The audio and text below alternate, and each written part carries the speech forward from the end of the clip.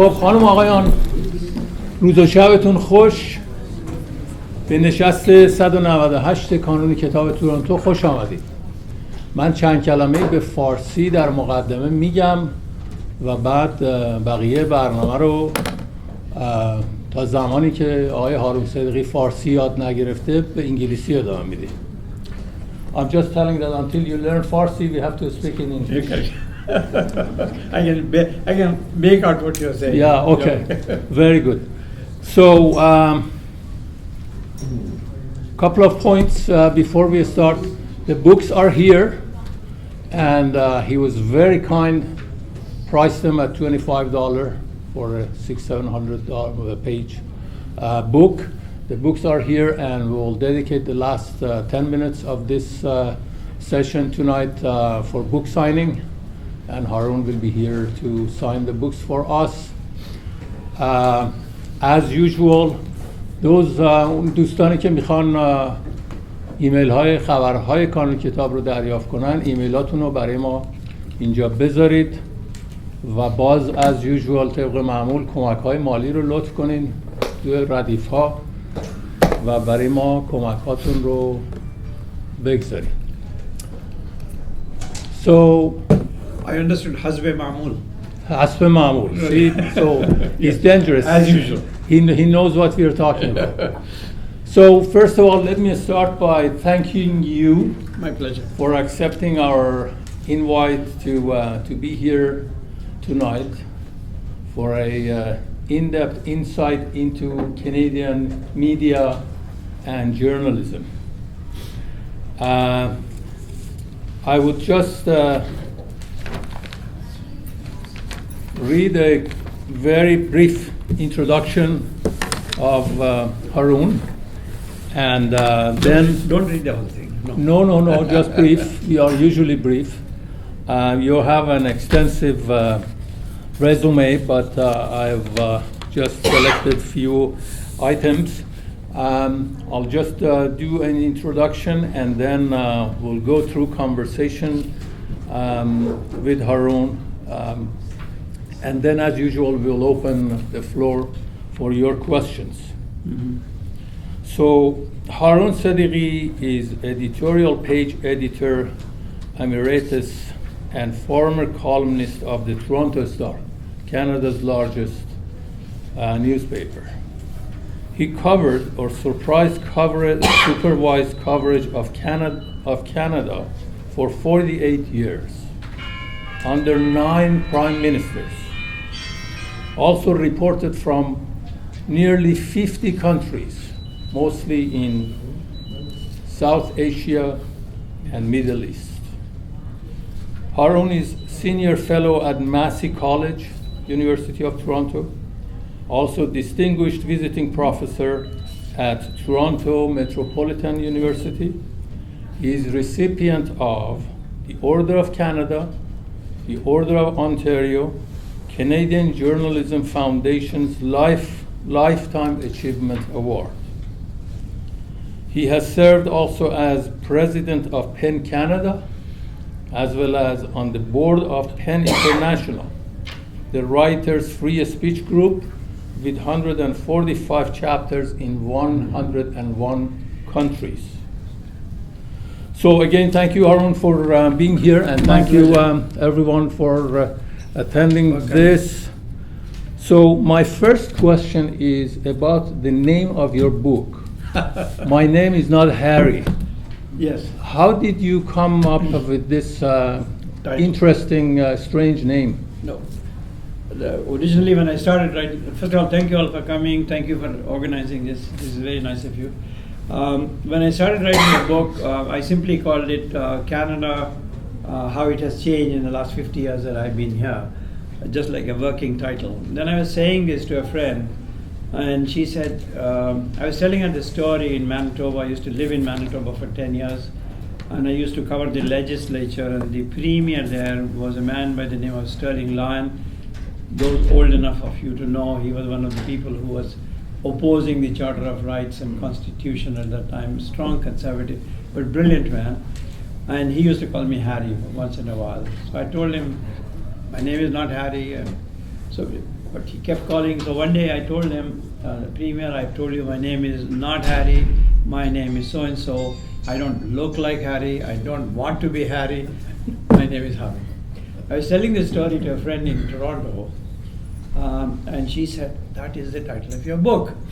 So I said, what do you mean this is the title of your book? That is the title of your book. So the title was settled in that conversation. So this is a very Canadian story because she is a smaller liberal in Toronto and he was a conservative in Manitoba. Between the two of them, we got the title. The mischievousness of that really is that people should be proud of who they are. Be proud of their names, be proud of their identity, be proud of who they are. And that is the reason we ought not to change our names. And you make the other people stretch their muscles to learn the pronunciation of your name. That is the assertion of it, because that's a Canadian value. That is the value of Canadian multiculturalism. Section 27 of the Charter says, Canada is a multicultural nation, and the rest of the Constitution shall be interpreted accordingly. And I mean, extraordinary statement, an extraordinary assertion of who we became with that Constitution. So that title refers to that. And there is running text here, which is difficult to read, and how many mistakes people make in terms of dealing with people like us, people, minorities, immigrants. So I say indigenous people are not Indians. Indians are not Pakis. Pakis are not Pakis either. Hindu is not Hindi. Hindi being the language, Hindu being a person, right? Arabic is not an Arab. Not all Arabs are Muslim. Not all Muslims are Arab either. A hijab is not a hijabi. A niqab is not a niqabi. So on and so forth it goes. And in the end it says, Iran is not Iran. It's Iran. And Iraq is not Iraq, it is Iraq. So that's in effect mischievous way of saying we are here, we need not bend to majoritarian will and compromise our dignity and who we are. That's what it says. Thank you. So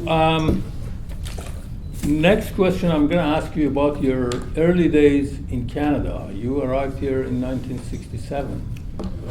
So tell us, most people here are immigrants. At some point, we were all newcomers here. And we went through the challenges of finding the right job and, the so-called lack of Canadian experience yes. and so on and so forth. Yeah. So tell us about those few early years that you were looking for a job in your profession, and what did you do, and how did you land on your first professional job?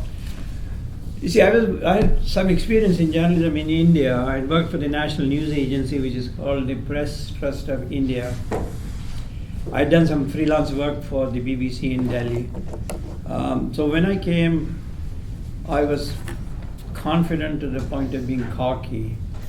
And I went right away to the editor-in-chief of the Global Mail, arrived on a Saturday and was there in his office on a Monday or something like that.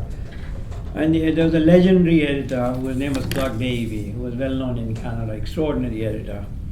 And he and I sort of chatted, he was friendly, and then he said, no job for you. So I said, why is it no job for me? Because I hired 2 Indians and they were no good. So I said, you're penalizing me because you hired badly 2 guys who couldn't write English properly. Yes, he was totally unapologetic about it. No, you need Canadian experience. I said, where will I get Canadian? I already have experience. This is a portable quality. I can do journalism there, I can do the same job. No, you must have it. I know a place in Manitoba where I can recommend you and you go there. So I said, Mr. Davey, I've come from India, the tropics. Toronto is cold enough. You're sending me to Manitoba, which is minus 30 degrees. I'm not going there. He said, okay, if you change your mind, let me know. So, of course, no job. I went to the Telegram, Star. I wrote to the smallest newspaper in Ontario, and everyone said no. I even have a letter from the Perth Courier, it's a small weekly, so there's no job for you, kind of thing. Anyway, so I worked in Simpsons, which has now become the Bay, selling men's clothing. So within 2 months, me and my friends were the best dressed people in Toronto because we had good clothes for cheap money. 8 months went by and nobody would give me a job. So I phoned Mr. Clark Davy back. I said, I'm swallowing hard my pride and tell me where is this Brandon business. He said, no problem, I'll phone. He made the phone call and he said, go there, they'll have a job for you. So we trekked to Manitoba. It turned out to be a small newspaper, very progressive, independent-minded man, good editorial. And I went there on a Saturday. I went to the office and there was an old grizzly man sitting there. And he said, this. And he said, by the way, do you know what frontage foot is? I said, I have no idea what frontage foot is. So he said, you better learn it because by Monday you are covering city council. Frontage foot is the, by which they assess the tax on the house. Anyway, so I went there and it turned out, at that time there was very little prejudice, especially in the prairies, because most of the Indians and most of the foreigners were doctors and engineers. So anyway, wherever you went to fill gas or something, hello doc, what can I do for you? No, I'm not a doc. No, you're a doc.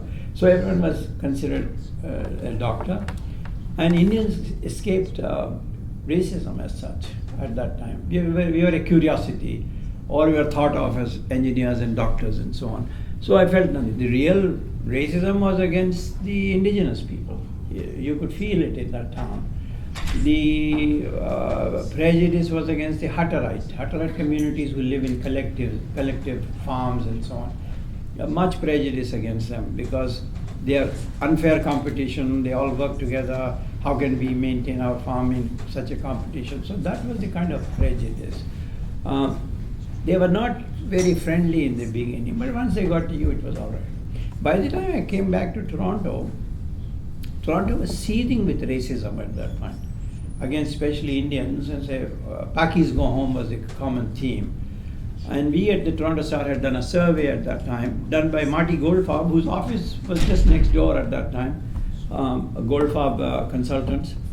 And one of the questions that was asked in a polling was, who would you rather not live next to?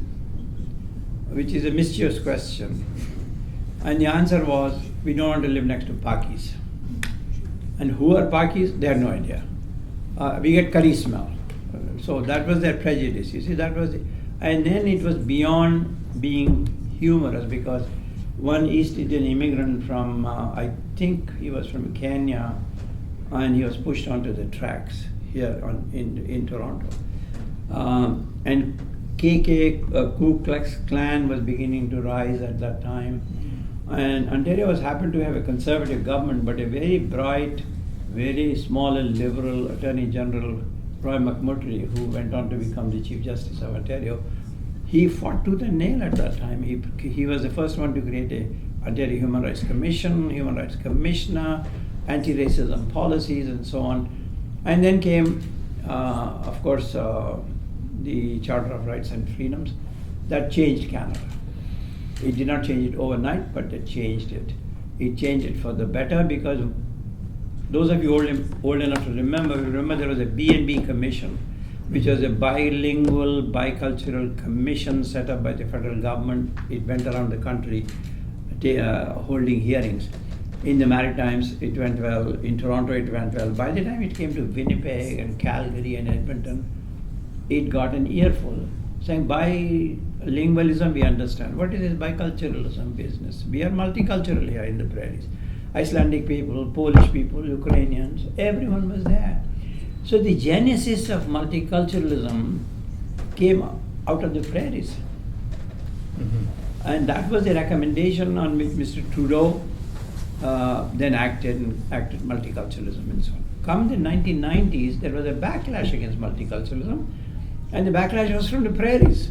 Mm-hmm. From the very people who had asked for multiculturalism were reacting against it because to them multiculturalism meant Polish people, Ukrainian people, Icelandic, all white people. What is this brown people coming? So all of a sudden everyone is against multiculturalism, including, if you remember, that gave rise to Preston Manning and the Reform Party. And the manifesto in 1995 of the Reform Party was, we shall revert to our regular, normal sources of immigration, comma, Europe. Translation, keep the brown people out. You know, that's how bad 1990s were, but we had to fight back, and then multiculturalism got accepted until today.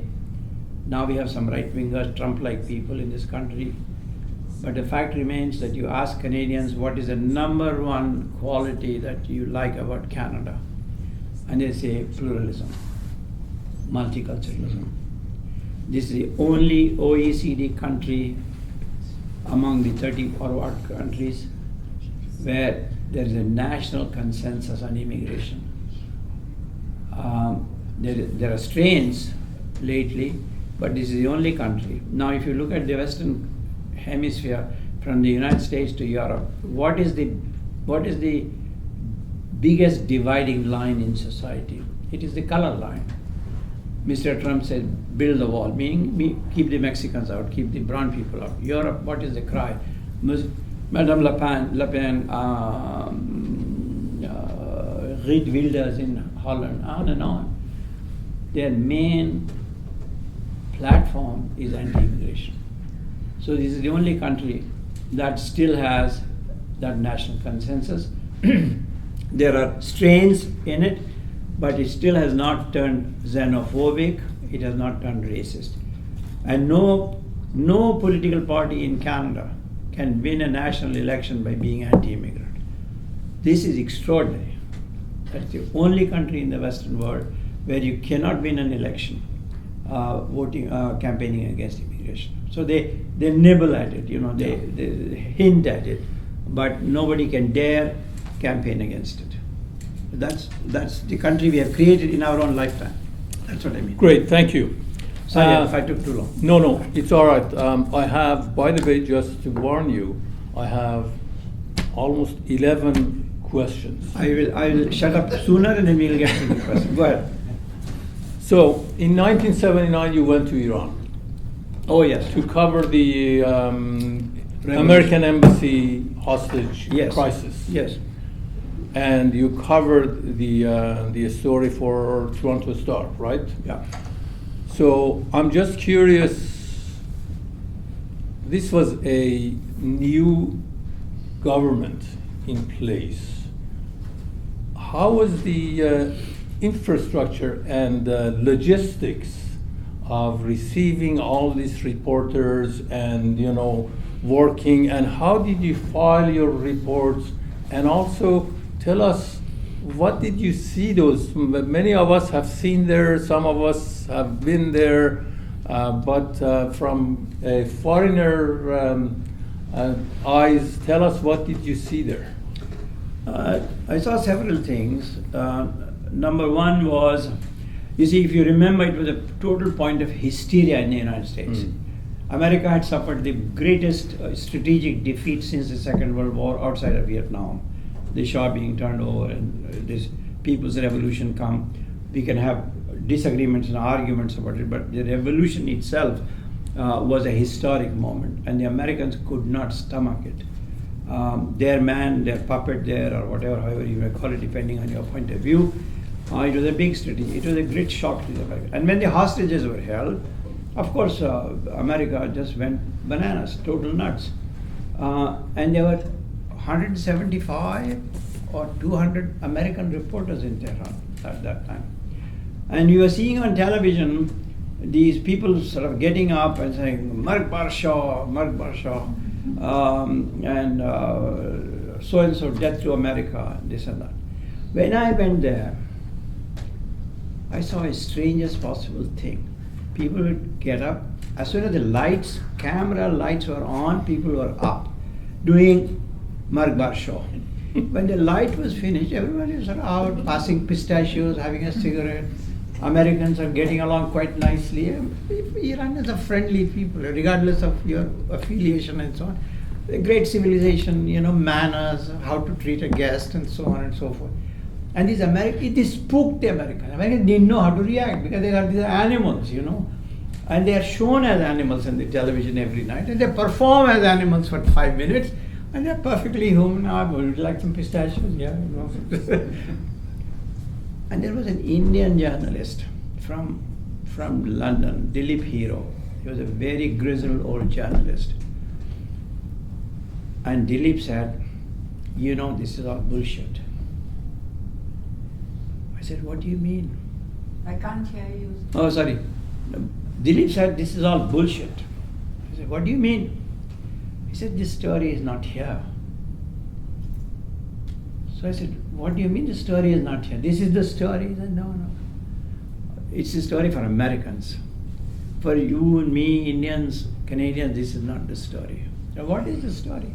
So go out and find out what the story is. The story is that the whole order has been upturned, upside down, and that is the real big story. So I telexed my editor. I said, I was chatting to a friend of mine. He said, the story is not here. Do you mind if I not cover it? You can. He said, no problem. I can take it from the Associated Press. There are a million sources of that story. You go. And I said, where do you think I should go? He said, I don't know. I'm not there. You go wherever you want to go. So I went around here and there. And then story after story came out. One story was in a village on a mountain. What is a mountain outside of Tehran? Tarvuz? And then there's a village. I stopped by for a chai, and we got talking. People came, and the people said, I said, is the revolution good or bad? The revolution is very good for us. Why is the revolution good for you? He said, the Revolutionary Guards brought water pipe to the village.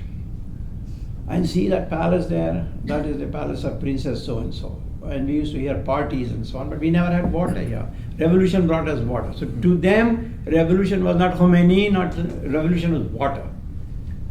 Then I went to the Barjasте Zahra cemetery, and people dead everywhere, you know, people crying here, there. And at one of the graves, a woman was crying, so I asked my interpreter to ask her when she finished, so, who is here, who is dead? She said, my son lies here. And I said, what happened to him? And she said, the Shah's forces killed him at Jale Square. The moment she said that, a penny dropped in my head. The students at the embassy are there because her son lies down here in the ground. That's the human connection, you know. Stories like that. And when I came back, people talked about those stories. They did not talk about Khomeini, this big story and so on. Human stories came out of it, you know. That was what happened. That was one part of it. In terms of sending copy back, there was no internet at that time. Telephone lines were jammed, so we had to send it by telex. And there were 170 reporters in one hotel, and there were 2 telex machines. So you had to line up for it. And you had to bribe the fellow. Say, can we get some time? So that's how the copy used to be sent. And you can report anything? No, it was totally chaotic. Nobody cared. Nobody knew what anyone was doing. Okay. It was just total chaos. They had not put their iron grip on the population yet. It was early days, you know. There was Bazargan, you could talk to Bani Sadr, you could do this, you could do that.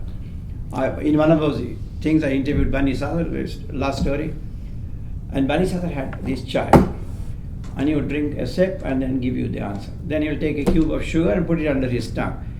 By the end of it, he must have 15 sugar cubes, you know, and this chai. But brilliant fellow, whether you agreed with him or not, brilliant in economics, translation, and perfectly bilingual or trilingual, great guy to talk to. And he gave things. So I said, what is a leftist Marxist like you doing here with the mullahs? He said, no, this is a people's revolution. They've asked me to come, so I've come back from Sorbonne, from Paris, you know. So you have this Ayatollah, and you have Bani Sadr together with Bazargan and so on and so forth. In one of those places that you did visit, you went to Qom. Yes. And you interviewed Ayatollah Shariat Madari. Yes. So I don't want to go into the details of your conversation with him, but I just wanted to ask a quick question. You brought, as a souvenir, you brought Sohan from home. And you offered it to home, yes. Yeah, and you offered this to John Ralston Saul, the Canadian intellectual. Yes. What did he say about Sohan? No, I gave him this. I said, this is your gift for you. So John said, what is this? I said, just have it. Don't ask questions. So he takes it, he puts it in his mouth. He savors it, he goes silent. And then he says, only a great civilization could have made this. Because he says there's texture to it, there's this, there's that. Only a great civilization could have made it. Can you believe it? So I said, you have good taste, that's all that can be said. Yeah. The Shariat Madari incident is useful because Sure. if you remember, there was a revolt in, where was he from? What is it? Tabriz. Tabriz. There was a revolt in Tabriz. Tabriz against Khomeini. And they said, this is not what we wanted revolution to be, what is this Vilayat-e-Faqih business and so on and so forth. So I flew to Tabriz. They took over the television station. They said, we are the government now. It lasted all of 30 hours or 40 hours, then revolutionary guards came. But everyone there was talking about Shariat Madari because he's from there, a highly respected figure. So I dash back to Tehran. I get from the airport, I take a taxi to Qom, direct to his house. I knock on the door and his assistant comes. He says, the Ayatollah is not seeing anyone. So I said, I'm from Canada. Made no difference. No. I said, I'm from India. So I'm Muslim, I'd say all these things to get some entry into it. And he said, wait. So he goes inside. 5 minutes later he comes. He said, Ayatollah will see you. So I go in, and of course he comes in, great figure, saintly looking man, quietly sits down, beautiful Farsi.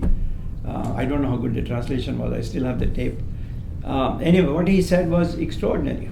What he said was, it is said, the way he speaks, it is said that those people who are revolting or protesting in Tabriz are all communists. They all cannot be communists. Millions of people are supporting this movement. And philosophically, he sort of said these things without ever directly criticizing Khomeini. But the interview was crystal clear what he was saying. And then I left, and then he was put under house arrest the next day, and he never came out of there. So it was a historic kind of interview. And I still have that tape. Yeah, go ahead. And in the book, you said that you would rather give this tape to somebody close to him or his family or whatever. Did you find anyone? I found his son who lives in Germany now. Okay. So I sent him the link, and we are talking. Very good. Okay. I was going to give it to who is the developer on Highway 7? Yes, Mr. Aghai. Aghai. So I've got one copy of Mr. Aghai because he was always talking about Shariat Madari. So one copy for you, one copy for Shariat Madari's son in Germany. You went back to Iran in 1981 to cover the war with Iraq. Yeah. Tell us a little bit about that. And I'd like you to add the trip that you took back to Tehran in that plane. Oh, I see. That by the time I went in the time of war, Iran was a different Iran. There were what do you call it? Security gates, stones everywhere. You could not enter anywhere. I had an interview supposedly lined up with who was the Bazari who would become president? President Rafsanjani. And you had to go through 5 big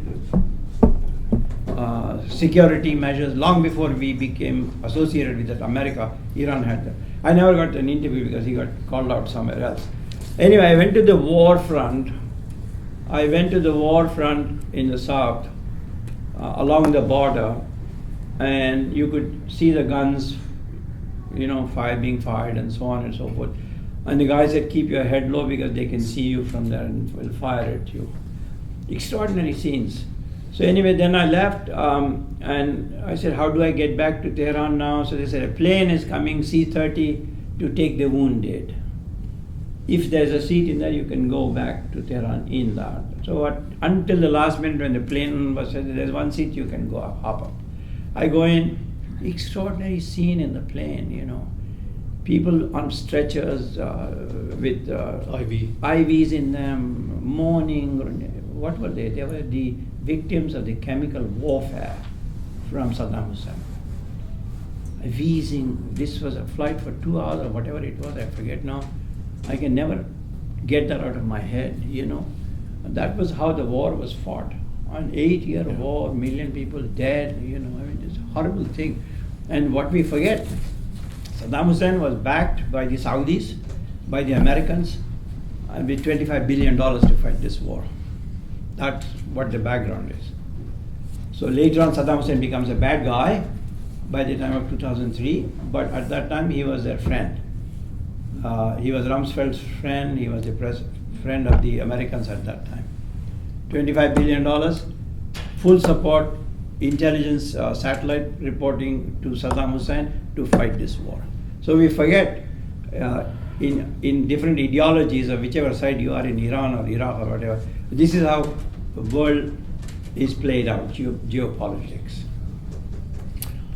So going back to Canadian scene, you have covered almost 50 years of Canadian Canada politics, yeah. in politics and social, all sorts of environment. And as I mentioned in the introduction, you have covered almost 9 prime ministers, now 10th. Yeah. So tell us about a little bit about those 9. Which one you had the most interesting encounter? We had 2 encounters, I think. Brian Mulroney was a conservative. He's the one who did the free trade agreement and so on. Yeah. People were sick and tired of him towards the end, as they were sick and tired of Justin Trudeau now. But he had some remarkable personal qualities to him. He was very progressive. He was full of, in praise of immigration. He did not have any prejudice that one could think of. And he also was a newspaper junkie. He used to read everything in the newspaper. They tell you when you become Prime Minister, stop reading the papers. You have a job to do, because otherwise you'll be just doing nothing but reading, like Trump, watching television all the time, you know. And there was a lawyer friend of his on Bay Street who used to come at 11 o'clock at night to the Toronto Star, because the Toronto Star was printed on the 2nd floor. We had the press on the 2nd floor. And the first batch of newspapers would be put in the box outside of the Toronto Star at 1 Yonge Street at 11:05. This lawyer was sitting in his car to pick up the first copy. So I said, why do you come every day? What is so magical about this? No, I have to read it to the Prime Minister. So he will take the paper and read it to the Prime Minister. This is what the paper says today about you. You know, he was so obsessed with it. Anyway, but he hated the Toronto Star because we used to oppose his policies. And he would never come to the Toronto Star. I sent him, I was editorial page editor, I sent invitations to him, says, sir, there is a long-standing tradition that the Prime Ministers come to the editorial board of the Toronto Star. Please come. No answer. So then I talked to Bill Davis, the former Premier of Ontario. I said, Mr. Davis, your Prime Minister is not coming. What should we do? So he said, leave it with me. And 5 days later, I get a phone call from the Prime Minister. The Prime Minister is coming to Toronto, wants to come and see the editorial board. I said, oh, fine, of course, he's come. So I asked Mr. Davis, what did you do? So Mr. Davis said, I told him only one thing. What is that? There's only one Prime Minister in Canada and there's only one Toronto Star. You cannot avoid each other. So he came. And he was full of grace and he was lovely. The editorial board, he answered every question. He knew his policies. And by the time, and then he said, may I see your newsroom? He goes into the newsroom. He charms everyone. All these grizzled journalists who have been opposing him, by the end of the hour, they were eating out of his hand, you know, coming out. Great campaigner, great charmer, you know. So you see these different personalities. The second Prime Minister who was very interesting was Jean Chrétien. Jean Chrétien said during the Iraq War, no, in the 1990s he said, the Aga Khan Ismailis were coming at that time, and he said, you know what my hometown Schwenningen needs? I said, what does it need? Economically doing very bad. It needs a dozen Ismaili entrepreneurs, and I'm going to get them. So he got some business people to go to his riding, you know.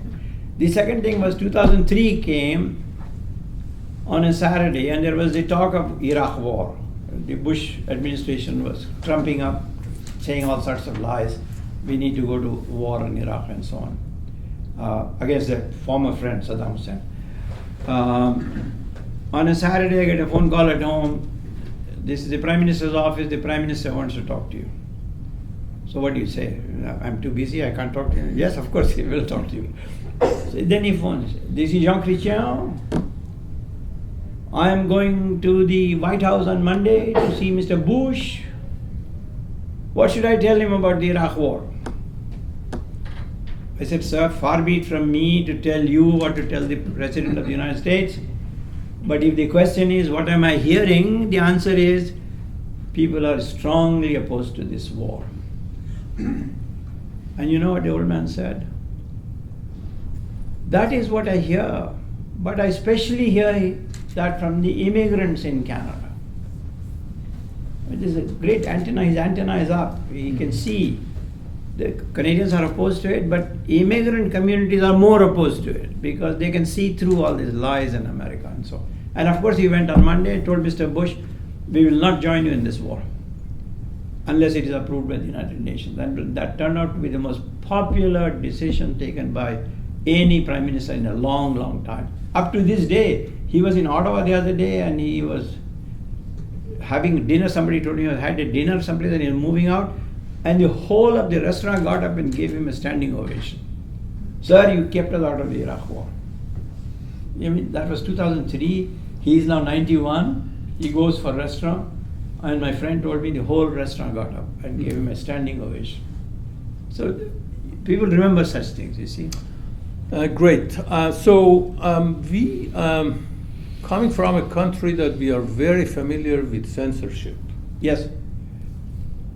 And I'm just curious, what do you think about censorship in Western media, particularly those papers that you worked?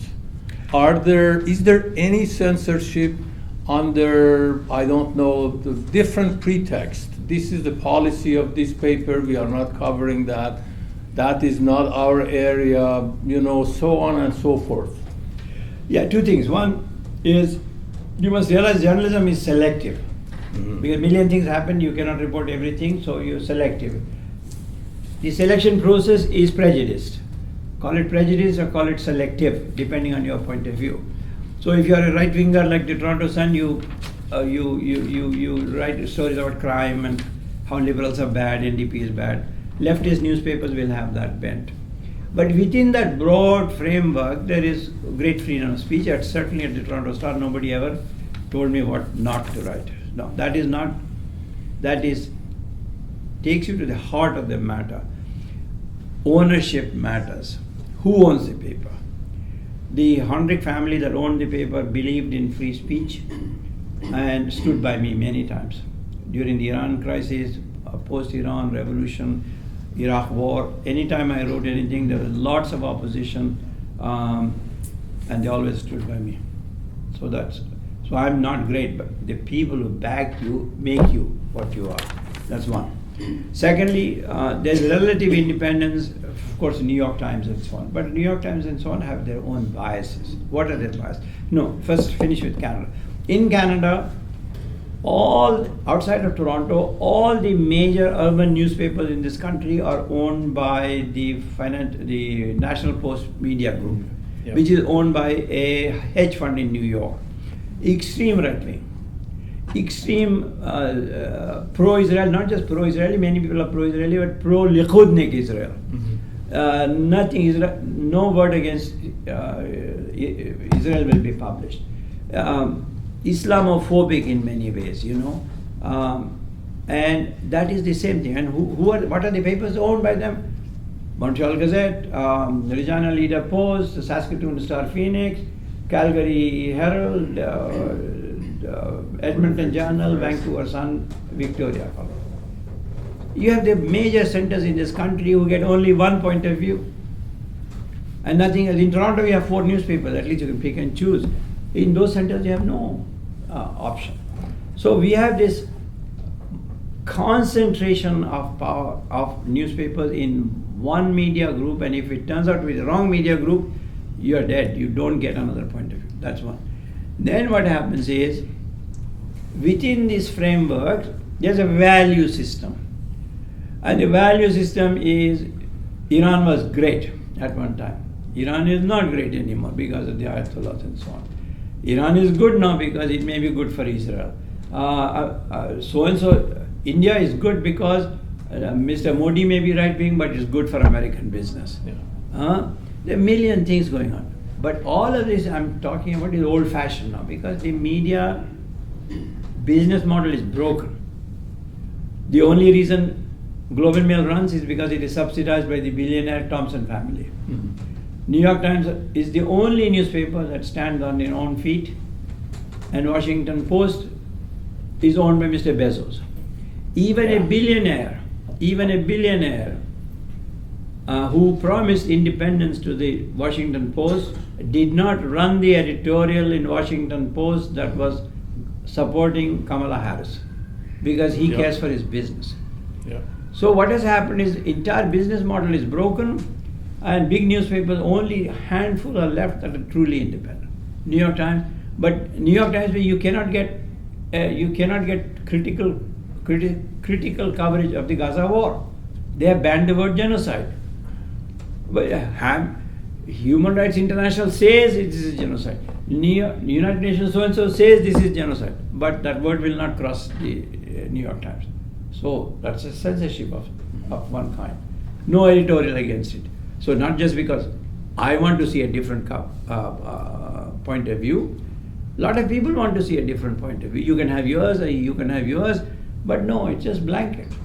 So there's tremendous silence. Now what has happened is the street is on one side in Canada. Yes.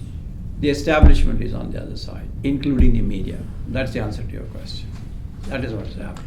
And alternate media, social media, disinformation, misinformation, conspiracy theories, everyone is going Google like this.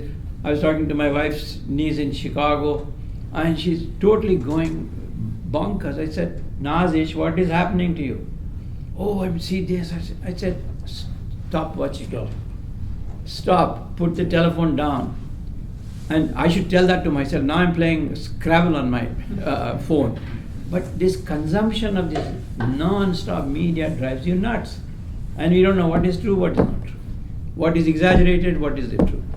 So people are just in a constant convulsion, So you need to keep your distance. Sorry. And that takes me to my next question, that in the environment that the social media has taken over. Very much so, yes. How this would impact the role of objective journalism? It has eviscerated it. That's what it has done. So business model is broken. You don't have the independent. You see, to do independent journalism, you have to make money. Yeah. To be able to say no to people.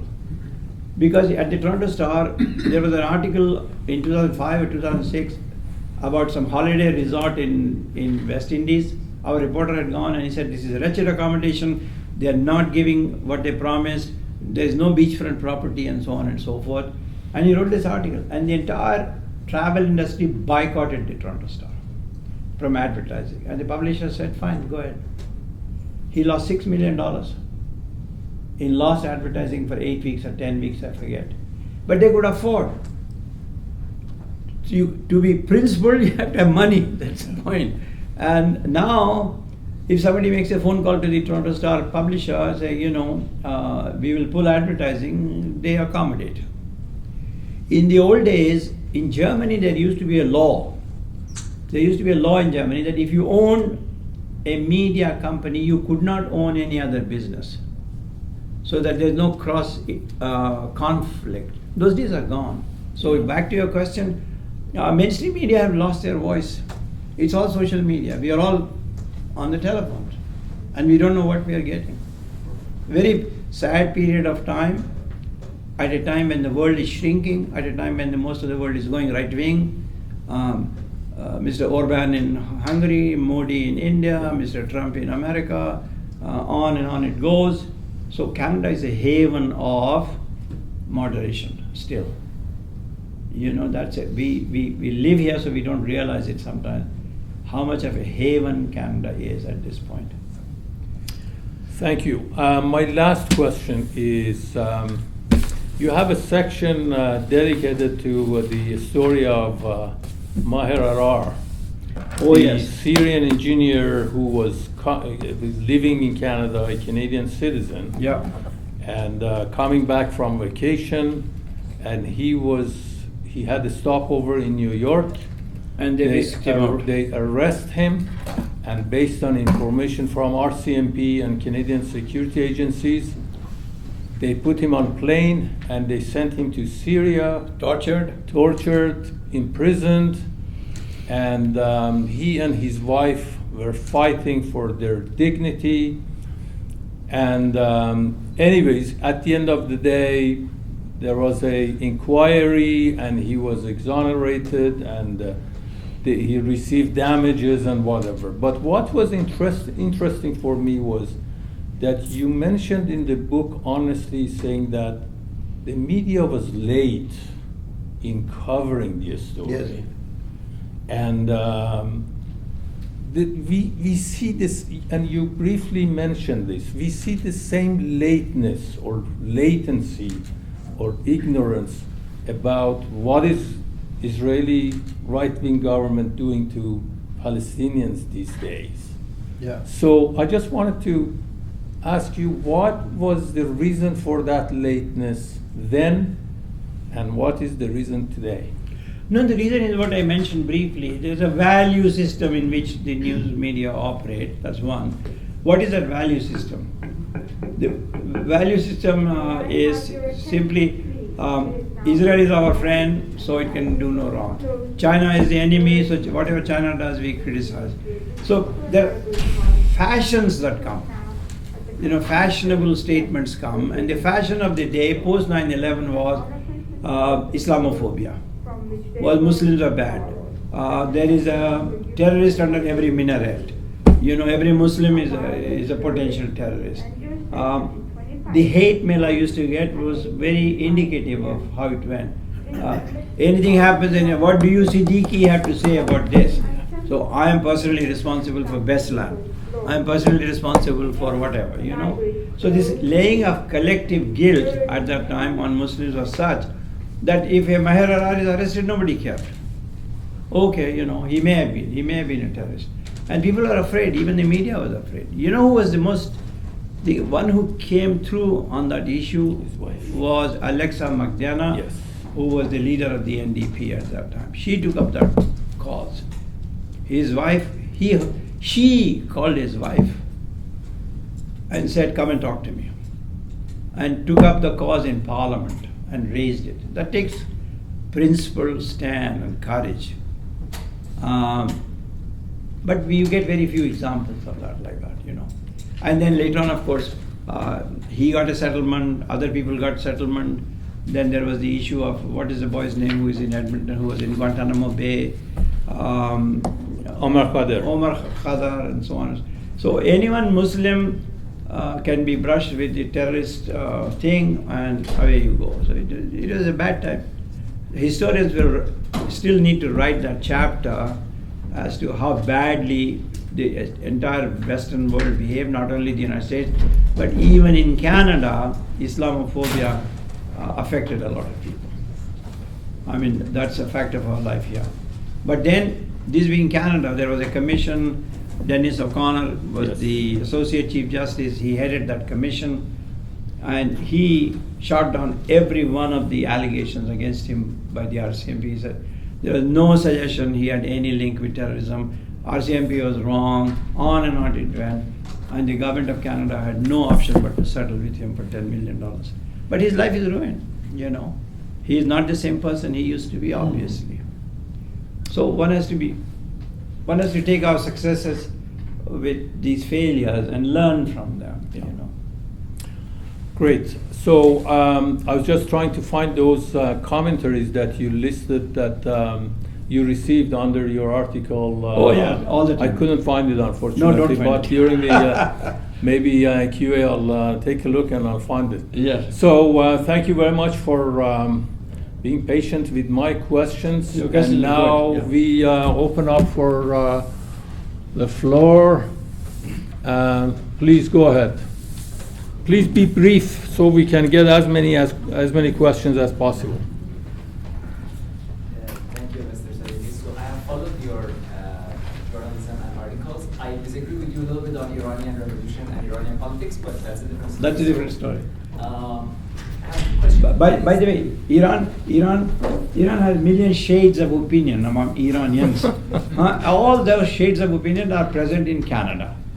So in High Park, where I live, in the 1990s and early 2000s, there'll be Farsi posters on the lamps, hydro lamps, a tiny little Farsi font. Who are these people? What are they doing here? Who is going to read Farsi here? But these are old Marxists, you see. So they are present and doing their thing. Sorry, go ahead. So two very quick questions. One is that I want to ask you about your take on the Iranian community in Toronto and Canada. Yes. And because from my point of view, there has been a lot of division in the community. Yes. 2 years ago, when the Mahsa Amini event took place, some of my friends, Saeed, Arastu, and others, they organized this rally, and 50,000 people stood from Lakeshore all the way to Richmond Hill. So this showed that our community could be united. I want to take your view. And what was the occasion? What was the rallying point? It was on the Mahsa Amini. The girl that was killed in the Oh, yes. That was the only moment that we got united. Yes. And the second question is, what is your take on the NDP party? Do you think that it is still relevant or it will be relevant in the Canadian politics with the liberals and conservatives vying for power? The first part of the question is,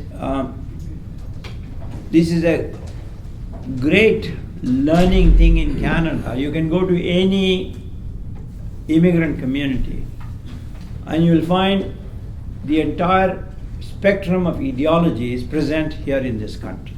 That is the greatness. So there are supporters of the Ayatollah Khomeini, I can find them in the mosque in Bathurst or wherever. There are those who hate them. There are old royalists who still think the royal family can come back. Every shade of opinion is present. So this is a tribute to Canada, you know, that's one. They don't talk to each other sometimes. But you are not the only community where people don't talk to each other. That's what's happening to the Indian community. The right-wing Hindutva crowd has taken over many of these things. They don't talk to anybody. They don't talk to fellow Hindus who don't agree with them, who are secularists, let alone talk to Muslims. Then you get these diaspora communities who have come from countries where they were mistreated in Muslim countries, like Coptic Christians, Ahmadis in Pakistan and so on. They don't talk to anyone from those mainstream communities. So we live in many ways in a great multicultural country, but many of us live in silos and don't talk to each other. Maybe that's a good thing, because at least you're not violent, you're not doing anything else. But what happens in 1985 happens, and Air India plane gets blown up by the Sikh militants. The Sikh community organizes and said, this is not the way to go. We need to join politics. We need to do civilian things. Mm-hmm. Lo and behold, Sikhs hold enormous power politically in Canada now. So much so that Justin Trudeau named 4 Sikhs as cabinet ministers in his first cabinet in 2015, and had a smart alecky comment which he should not have made. I have more Sikhs in my cabinet than Mr. Modi. And Mr. Modi got so angry, never spoke to him after that. You know. Anyway, so this is the nature of Canada. In the old days, the Polish people who came, they never spoke to Ukrainians in the prairies. You know, the Icelandic people did not speak to somebody else.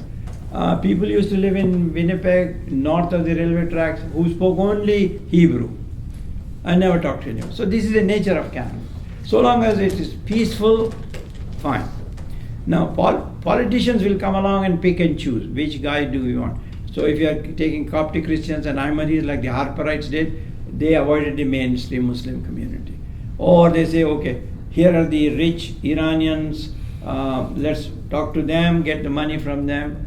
They are divide and conquer, that's right. Back to the next question, NDP. I think NDP is in danger of becoming irrelevant at this point because of 2 or 3 reasons. NDP has a long, great, checkered, honorable history in this country. CCF, the original party, Saskatchewan, Medicare, all sorts of things. But 2 reasons. One is Mr. Singh has not proven to be a great leader. He's a good guy. He wears good suits. But he doesn't come across as someone who is gravitas. In politics, he said, does he have royal jelly or not? He does not have royal jelly. He is not able to communicate beyond cliches what he really wants to do. Because if you want to be the Prime Minister of the country, you need to have a vision. And you need to be able to successfully communicate that vision beyond saying, I'll give you $5,000 here, I'll do this. Fine. Those things are good, but people want to hear a vision of the country. What do you want this country to be? And Mark Carney is slowly sort of, you can see he's thinking, and he's a thinking man, he has gravitas. So having gravitas matters. You know, Justin's father, Pierre Trudeau, had thought through things. He was an intellectual. He could challenge you publicly, and he engaged you in a debate. What do you mean by this, and so on. And only a man of great vision could have come up with the Charter of Rights. Yes. You know? So I think the NDP is in danger of falling apart at this time. And the polls are showing the Liberals have gone up mostly by taking the NDP vote, not the Conservative. So Conservatives are sitting at previously 37, 38, they're still 37, 38. He's sitting at 42, 43. Yes, sir. You had a... Go ahead. Yeah. 2 brief questions, Mr. صدیقی. Number 1, the younger generation of Iranians today are very against the revolution of '79 for obvious reasons. The outcome was tragic, etc. But you were there personally. You felt how society thought and felt and did at that point. If you want to communicate that ambiance, what you observed, what you felt in Tehran in those days, to this younger generation who are really opposed, the generation who did the revolution and were present at that time, how do you describe those times? That's my question. Oh, yeah, those times were heady times for all Iranians because they had brought about a people's revolution, the biggest people's revolution since the French Revolution, period. It was the biggest people's revolution since the revolution. Only other thing one can think of is the independence movement in India against the British, Mahatma Gandhi and so on. This cavalcade of people just simply forcing. That was one. And I mean, all of you are familiar. So you get Khomeini, you get Khodabzadeh, you get Bazargan, you get Bani Sadr. So there's a rainbow coalition of people who came together at that time because they thought revolution was overdue, revolution is a great thing. But then the revolution got hijacked. Revolution got hijacked by the mullahs and a certain kind of mullahs at that time. And they have an iron grip since then. And then it has taken further turns, is that it has become like a mafia state in a way, because you take hold of the businesses through the Revolutionary Guard, through this, through that. So what you do really is it's like what we used to have deep state in Turkey, where the military controlled the academic world, controlled the businesses, controlled the cement supply, which is what the Egyptians do. Egyptian army does exactly the same thing, because you cannot do any business unless you do business with the military people. Same thing in Pakistan. So that model has been duplicated in Iran, along with heavy censorship and what's the word I'm looking for, cruel policies and so on, and there's no dissent available anywhere. So this is one side of it. There's another side to it, which we rarely hear about. People and Americans have been living in this dream of toppling this regime since 1979. It's like sanctions on Cuba. Yeah. We are going to bring Cuba down. Well, 55 years later, they may be poor, but you have not done it. Pipsqueak, little island, you have not been able to do it. Same thing in Iran. You know, and Americans don't understand one thing about Iran, and generally Iranians, and if I'm wrong, correct me. If it's a choice between Iranian nationhood and Fars, Iranian people and so on, if you attack that, the Iranians will take the government instead of Trump. I'm not saying it very well, but a kind of nationalistic Persian pride takes over.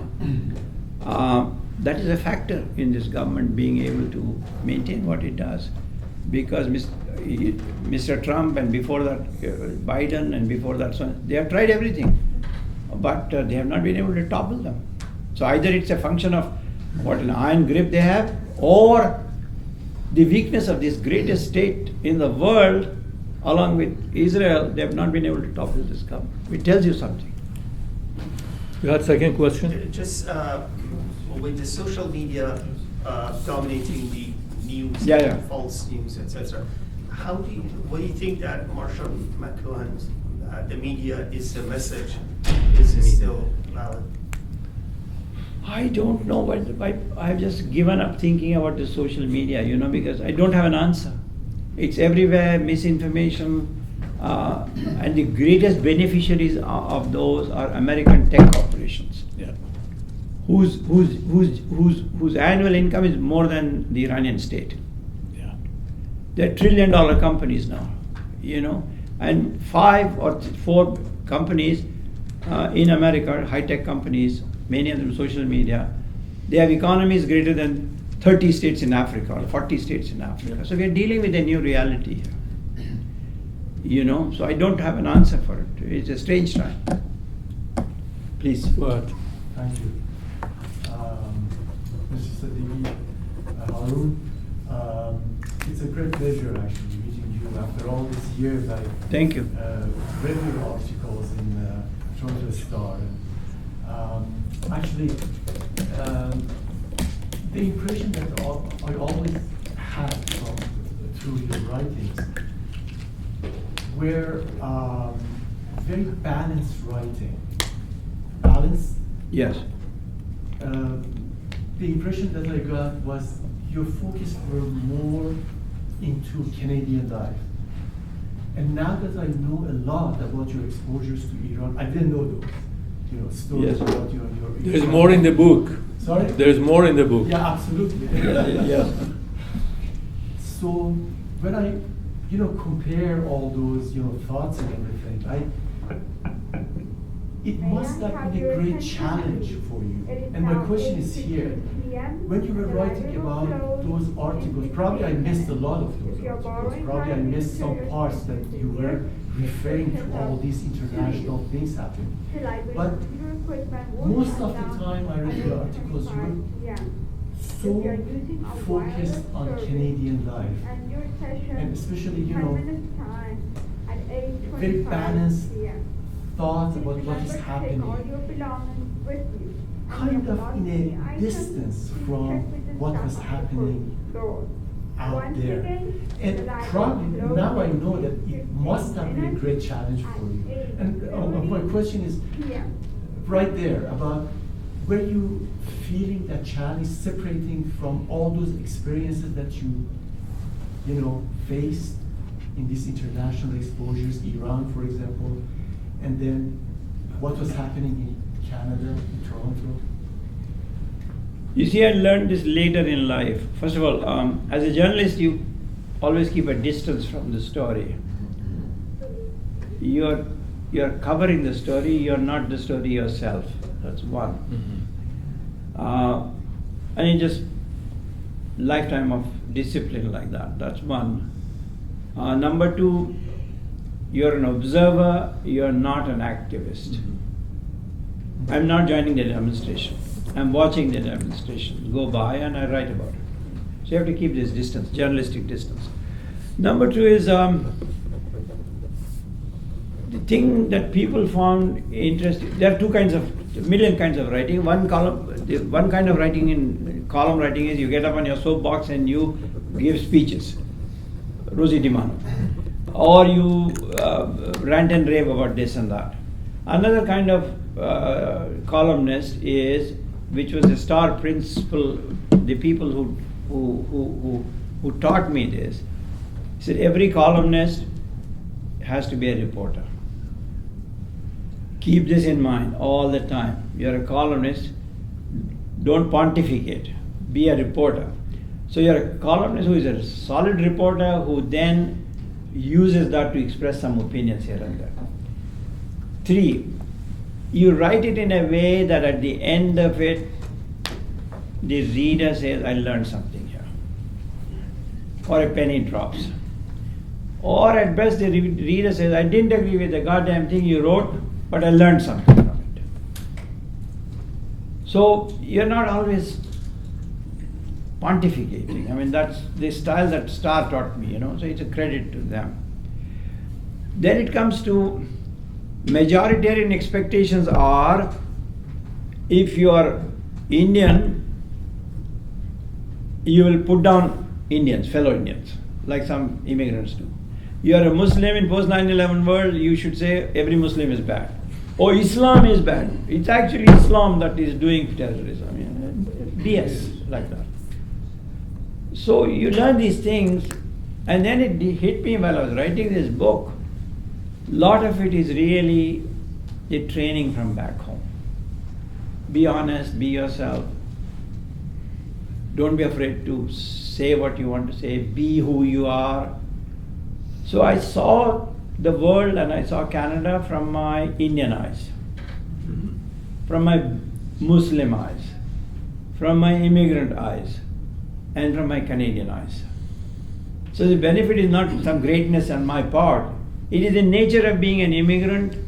From where we are, we bring these perspectives. Yes. And they are valuable. Otherwise, you all go to Tehran and you all put the camera and say, Marbar Shah. Clip finished, 5 seconds, and then you are flown from all the way from America to record the same thing that every other television is recording, Marbar Shah. Marbar America. Khalas. So that's the difference, I think. So the benefit of being immigrant, back to Mr. Kretian's point, I hear it all the time, but I hear it more from immigrants, new Canadians. In fact, you will find that, I don't know, some sociologist, Professor Anima has left. I think you will find that the immigrant communities, by and large, are more internationally minded, Yes. are more well informed about the world, about the United States, and bring a different perspective to Canada, which is what enriches us. Sorry, it's a long answer. Good. Yeah. I saw a hand in the back. Yes, go ahead. Yes, sir. Yeah, hi, Mr. صدیقی. Thank you for being at the Iranian Book Club. My pleasure. A few matters to discuss with you. Number one, many years ago you called Jason Kenney, immigration minister, anti-Arab and anti-Muslims. Yes. I hope you still remember that. I remember it very much so. I wrote it in the book Do again. you still have same standard? You changed Exactly. your standard? Exactly the same. You still have that standard. In another, Just to clarify that, he may not believe it, but he certainly acted like that, and publicly that's what he said, that's what he did, his policies were the same. Maybe he was acting as a politician, I don't know that. well, but he was the premier of Alberta. no, he was, no, this is, I'm is talking, when he was- his time when he was immigration minister and so on, you Yeah. see, yeah. Uh, All his policies were anti-Muslim, anti-Arab, no question. I don't blame them. Secondly, you called Brian Mulroney larger than life. Who? Mulroney. Mulroney, yes, he was. And if I'm not wrong and I understand correctly, a few minutes ago, were you talking about him being 91 years walking to a restaurant and people? No. That was Jean Chrétien. Jean Chrétien. John Gray, okay, thank you. But you have never said anything about Brian Mulroney's scandal. The scandal. Scandal. I mean, everyone knows about this scandal. The money that came in envelopes, $50,000 I paid, consultants fee. That was only one thing had been revealed. Yeah, Not more than correct. that. There are books about it, yes. I would disagree with you on the Iranian Revolution while you say the revolution had been hijacked. That means you don't have enough information how this Islamic revolution had begun in Iran. What was the reason for this revolution? But when something is hijacked, that means things are going on a right course, and then a group of people have diverted to another direction. Right. This revolution from the very beginning was very Islamic.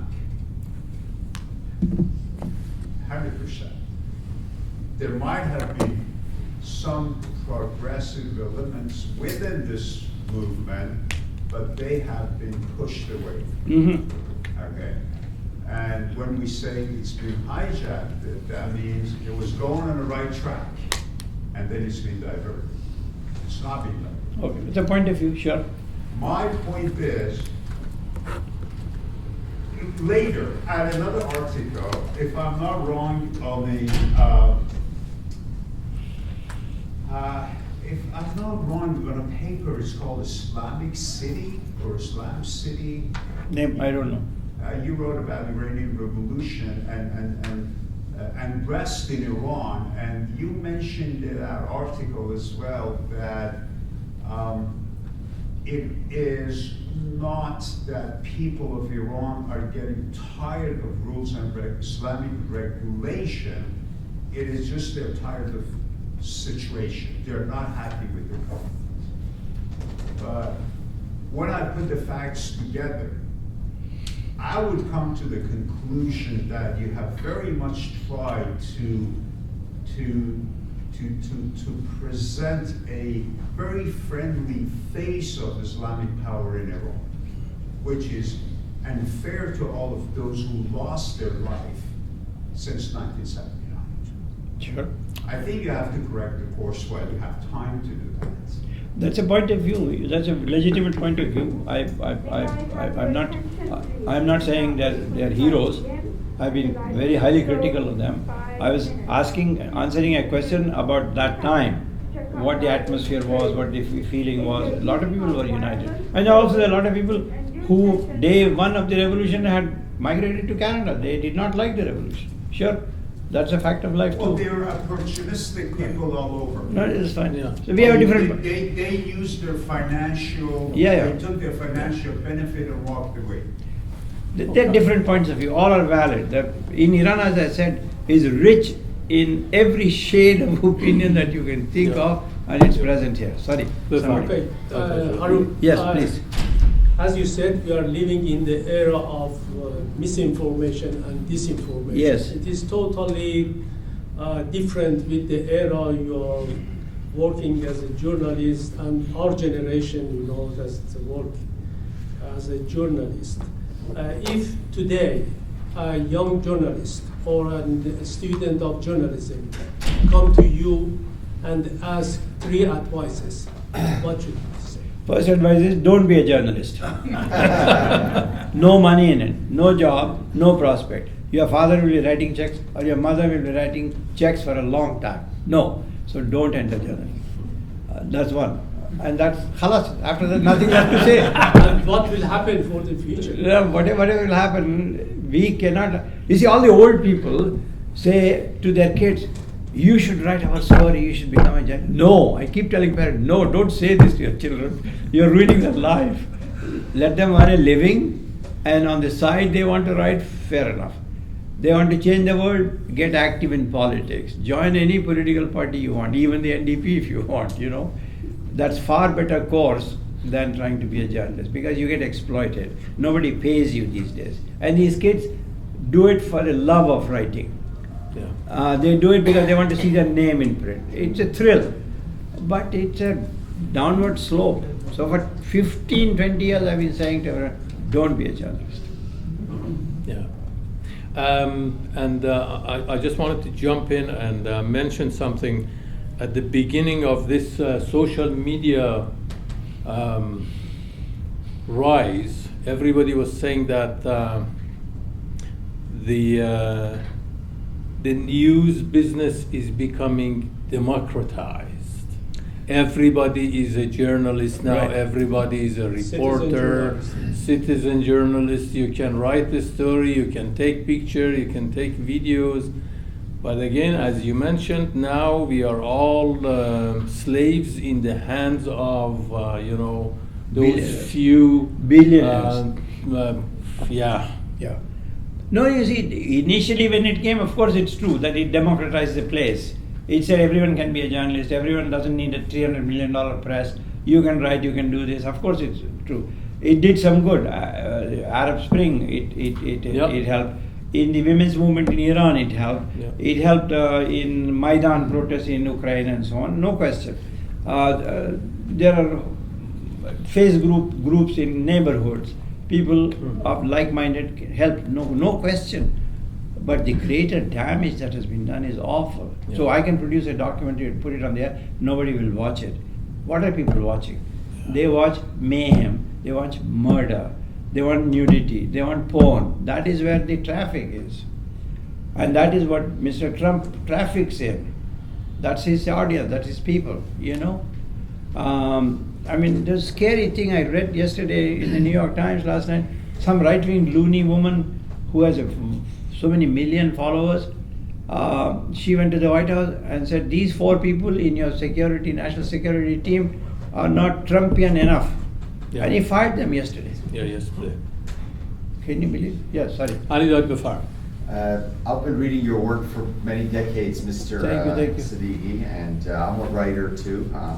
And I wanted to ask you how you see diversity in Canadian journalism, because you started your career over half a century ago, and the Toronto of half a century ago was maybe 90% plus European, Yes. if we don't want to use the word white. Today we have 50% of this city being of European heritage, the other 50% aren't. Yes. They're so-called people of color. And yet the Toronto Star that you started working at had one South Asian reporter, which was you. And today, the Toronto Star of today also has only one South Asian reporter, who is Althea Raj. There's no black reporter at the Toronto Star. There's no Iranian. There's not a single person. Now, I'm not a practicing Muslim, but we are branded as Muslim world. There's not a single writer in the Toronto Star who hails from the Muslim world. And how many people are in that world? 1.3 billion. 1.3 billion people. What about the Globe and Mail? Same thing. 25 full-time columnists. How many are not white? One out of 25 in a city that's 50% non-white. And in my opinion, that's not by default. Oh, we couldn't find anybody. It's by design. The Canadian establishment, whether it's conservative, National Post, centrist Globe and Mail establishment, left-leaning Toronto Star, in my opinion, the boys and girls who run these places do not want non-white folks to have a voice, to write. Because I'm a writer, and I've had extensive conversations with David Walmsley, the editor-in-chief of the Globe and Mail, and I've told them, because they imported him from the UK, right? I told them, I believe, sir, the reason you don't have is not that, well, they don't have anything to say, they can't write it, they don't know how to write, they don't know how to speak, they don't understand Canada, they're not really from here. The reason they don't want to give the microphone to those of us who have a different background. Do you see it that way too, or am I being too conspiratorial? No, there are some Muslims now on staff at the Toronto Star and so on, but the numbers are abysmal, you're right. And all the attempts at diversity, you see, diversity has different defines. Diversity on payroll, which is what you're talking about. Mm-hmm. Second is diversity of content. That's a different thing altogether. So you can be white, but you still can go and report on the Iranian community if you speak some Farsi or have some cultural affinity to them, you know the various. So the newspapers and the media have failed on both counts. And they especially failed on the payroll thing. We made enormous efforts. You make a little progress, 2 steps forward, 1 back. And because the hiring has frozen, but I say to them, you're still hiring people. You still have 20 people, you may not have 100. Out of the 20, how many can you point out? 4, 3? How many indigenous people do you have? None. It's a wretched record, because there's a whole saying, you hire in your own kind. So in the Chicago Fire Department, story is given through the turn of the century. How come all the bloody firemen are Irish in Chicago? How come all the police, the cops are Irish? Because some Irish came and they bring more people. That's how it is. In Bombay, where I started, now Mumbai, I go to work for the Press Trust of India, and this is Bombay, and everyone speaks Tamil. They are from the south. What happened here? Oh, C. Ramchandra, chief editor, is from Kerala. He has brought all his people here. Khalas, you know. So no question, it's a very sad story. And at a time, there was true that people did not want to do journalism. All Indian parents told their kids, be an engineer, be a doctor, do this. And nobody thought about journalism, because my father told me when I wanted to be a journalist, so you realize no one will give you their daughter in marriage to you because you're going to be a journalist. That's how journalists were thought of. Now journalism is fashionable. And the second generation wants to be journalists. They want to write, they want to create artists, they want to make documentaries, they want to write poetry. By the time they have come around, there are no jobs. And the few jobs that there are, back to your discrimination. That is the story. Saeed. I just wanted to start by thanking you so much for being here and sharing this. My pleasure. Thanks. I wrote my comment quickly because I didn't want to waste time. So I have a different perspective. I was born 10 years after the Islamic Revolution in Iran. In Iran? In Iran, yes. Ah. And I just wanted to share that I have a different perspective Sure. about hijacking the revolution. Because sometimes when we criticize those who were involved in the revolution, they argue that we didn't know about Khomeini, we didn't know who is Khomeini. Speak up. Speak up, please. We criticize those who were involved in the revolution, but I'm saying we, I mean like a lot of generations who were born after the revolution. A lot of them, they argue that we didn't know who is Khomeini, while the truth is 15 years before the revolution, after the Shah's White Revolution, Khomeini had a fatwa, and he was arguing that a woman should not have the right to vote. So the idea that people didn't know Khomeini, and we disagree with that, because 15 years before that, Khomeini was a well-known, or not a well-known, but like society knew about him and his fatwa against women's rights. And then on the other hand, there's one other thing I wanted to say. Yes, the idea that the revolution was hijacked again, the truth is that revolution was not seeking, from our perspective again, it could be like a wrong idea, but it was not seeking freedom or democracy, but it was anti-West, anti-colonial, and seeking Islamic and Sharia values for the society. So we actually believe that what happened after the revolution was exactly what the people of Iran, those who were involved in the revolution, wanted at that time. Because I remember up to 20 years ago, when I was talking to people in society, they were saying, no, Khomeini was a good man. People around him was not good, they were not good, but Khomeini was a good man. So up till 20 years ago, a lot of people in Iran were still supporting Khomeini. So that wasn't a hijack. And we also believe that even if the Islamists didn't take power, if the leftists at that time who were involved in the revolution, they were taking power, probably we had the same execution, we had the same situation that we have with Israel, we had the same conflicts that we have with the world right now, from a different perspective. Sure. You see, as I've been saying all along, in Iran, almost every point of view that you can present is true. We used to say this about India.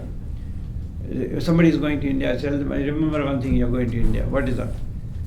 Whatever you find and whatever you say about India, the exact opposite is also true. In India, I tell everyone who goes there, just as a journalist, whatever you hear, just take it with a grain of salt, because the exact opposite will also be true. That's almost equally true in Iran. By hijack, I mean there was this liberal facade or a real liberal government, Bazargan, so and so, all those people, and then something happened. What happened? The hostage crisis enabled them to further their grip on power. That's what happened at that time. And if you look at it sociologically, without any ideology, Islam, Khomeini, and so on, were the only organized vehicle available to bring about a revolution. It was not an accident that 4 o'clock in the morning people are getting up on the roof and saying, Allahu Akbar, Allahu Akbar. It's a rallying cry. So he was the one, and the religion that was the other functioning part in Iran that galvanized the people. And the revolution came. And after that, whatever happened, we all know. So as a galvanizing force, they helped bring about the revolution. Outside of that, we can have different views. Yes? Vida? Do you differentiate between a reporter and a journalist? Huh? Reporter and a journalist.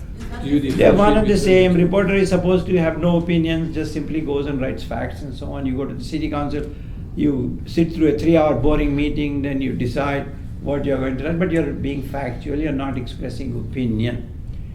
Columnist and editorial writer expresses opinions. Editorials are the opinion of the newspaper, of that institution. There's an editorial board that used to meet every morning. They say, what do we say about this issue, that issue?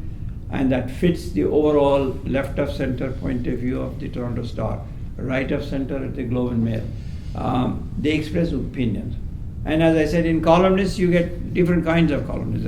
You get Fox News kind of columnists, or you get columnists who are from the left. But there are columnists, as you say, we remain reporters, and we assemble facts in a way that try to persuade you to a point of view. Are you a journalist or the other category? I'm both. I've been both. I've been a reporter, covering this, covering that, and then became an editor, then became an editorial writer, then became a columnist. Great. Any other question? Go ahead. Just a quick question. I'm curious. You written any major piece or article that now that you're going back and look at it, you're not proud of it and you regret for writing that? Oh, I'm sure I've written many stupid things in life, But by and large, I mean, if you write something stupid, you have to issue a correction anyway. There are many corrections. I've issued many corrections many times, no question. What I regret. No, regret is that I was myself late to the Meher question. And then I have to look in my conscience and say, why is that? Why are you avoiding it? Because it's too big. The whole world is sort of going one way. If you want to go the other way, you have the freedom to do it, but it requires enormous amount of work.